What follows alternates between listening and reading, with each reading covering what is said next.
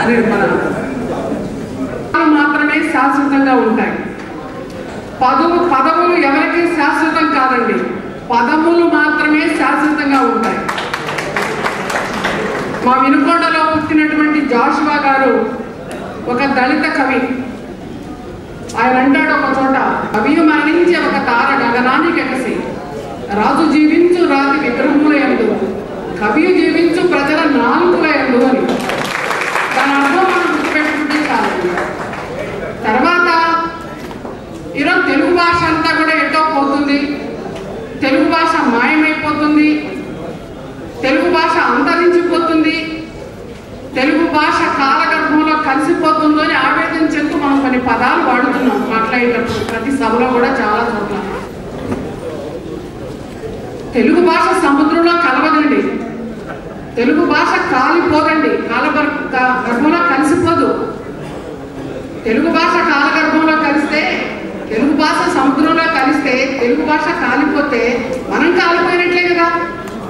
మనం పుట్టగానే నేర్చుకునేది తెలుగు భాషే కదండి. పొంగానే ఏడుపు నుంచి, అమ్మానే పదం నుంచి, తాత అత్త అంటే అత్త తత్త, తాత తాత అంటే తాత అంటున్నాడు, అమ్మ అంటున్నాడు అని సంబరపడిపోతాం కదా.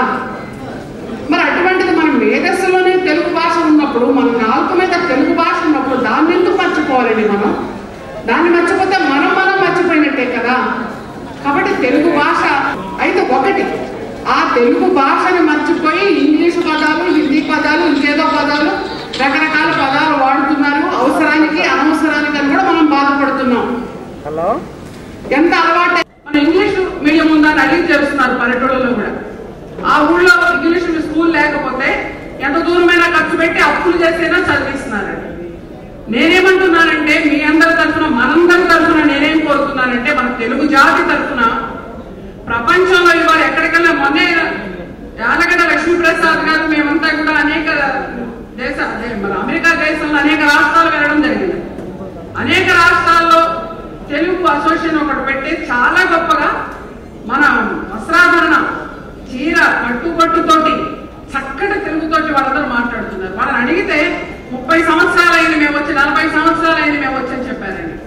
40 సంవత్సరాల క్రితం, 30 సంవత్సరాల క్రితం వెళ్ళిన ఇతర దేశాల్లో ఉండి తెలుగు మాట్లాడుతుంటే మన వాళ్ళకి ఏమైందండి? కాబట్టి మన వాళ్ళు ఖచ్చితంగా ఈ తెలుగును మర్చిపోకూడదు. అట్లాగే మలేషియా, సింగపూర్ దగ్గర నుంచి, మరి జర్మనీ, జపాన్ దగ్గర నుంచి, చైనా దగ్గర నుంచి, లండన్, ఇంగ్లాండ్ దగ్గర నుంచి, అనేక దేశాల్లో, శ్రీలంక దగ్గర నుంచి అనేక దేశాల్లో మన తెలుగు గురించి తెలుగు అసోసియేషన్ వాళ్ళు పెడుతున్నారు. అలాగే ఒరిస్సానే కాదు, మన పొరుగు రాష్ట్రాల్లో, తమిళనాడులో, కర్ణాటకలో కూడా తెలుగు అసోసియేషన్ మీటింగ్లు మేము వెళ్తే చాలా గొప్పగా జనం వస్తున్నారండి. చాలా చోట్ల అసలు మంచి ఫంక్షన్ చేస్తున్నారు. మన నృత్యాలంటే మన బెజవాడ కృష్ణా జిల్లాలో ఉన్న కూచిపూడి ఇవన్నీ కూడా నృత్యాలే కాదు, భరతనాట్యమే కాదు, ఆంధ్రనాట్యమే కాదు, అనేక రకాలుగా, మరి భామాకల్పమే కాదు, అక్కడ ఉన్నటువంటి మోహిని భస్మాసురే కాదు, ఎన్నో చూసామండి మొన్న 3 నెలల్లో. మరి ఇంత ఇదిగా మన యొక్క చరిత్రని వాళ్ళందరూ కూడా కాపాడుతున్నప్పుడు ఇతర దేశాలకు వెళ్ళి కూడా కాపాడుతున్నారండి. అక్కడ పిల్లలందరికీ కూడా జడలు వేసి, లంగాలు కట్టి, ఓణీలు వేసి చక్కగా మన డాన్స్ ఇవన్నీ చూపిస్తున్నారు. మరి ఇంత ఇదిగా వాళ్ళు చూపిస్తున్నప్పుడు మనం ఎందుకు మర్చిపోవాలి? అందుకోసం ఏంటంటే, కాన్వెంట్ నుంచి కూడా ఖచ్చితంగా మన తెలుగు సబ్జెక్ట్ ఉండాలి. అంటే లేకపోతే పర్మిషన్ ఇవ్వద్దు.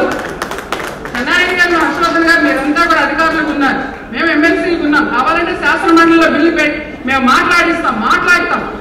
ఎట్టి పరిస్థితుల్లో కూడా ప్రతి కాన్వెంట్ లో, ప్రతి ప్రాథమిక పాఠశాలలో, ప్రతి జూనియర్ కాలేజీలో, డిగ్రీ కాలేజీలో, అన్ని చోట్ల, మెడిసిన్ కావచ్చు, ఇంజనీరింగ్ కావచ్చు, ఎక్కడైనా సరే ఖచ్చితంగా తెలుగు ఉండాలి. ఆ తెలుగు